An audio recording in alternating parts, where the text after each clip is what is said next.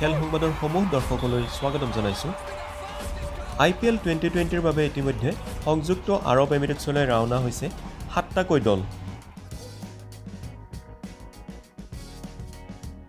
বৃহস্পতিবাৰে অসমৰ ৰিয়ান পৰাগ UAEত উপস্থিত হয় ৰাজস্থান ৰয়েলছ, কিংছ 11 পাঞ্জাব আৰু কলকাতা নাইট ৰাইডাৰ্ছৰ দল।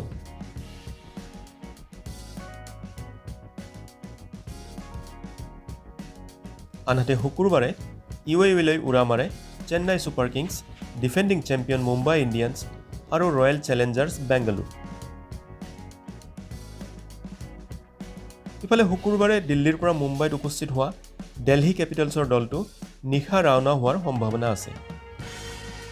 আটাইকেইটা দলেই UAEলৈ যাত্ৰা কৰা খেলুৱৈসকলৰ ফটো ছ'চিয়েল মিডিয়াত পোষ্ট কৰিছে।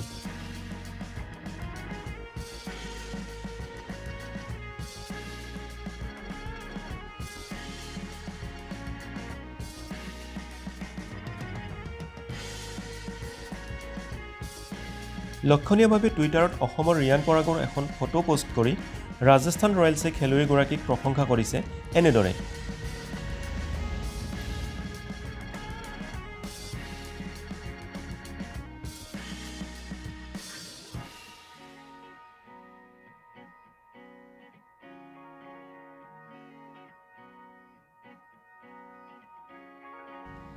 উল্লেখ্য যে অহা 19 ছেপ্টেম্বৰৰ পৰা 10 নৱেম্বৰলৈ অনুষ্ঠিত হ'ব IPLৰ ত্ৰয়োদশ সংস্কৰণ।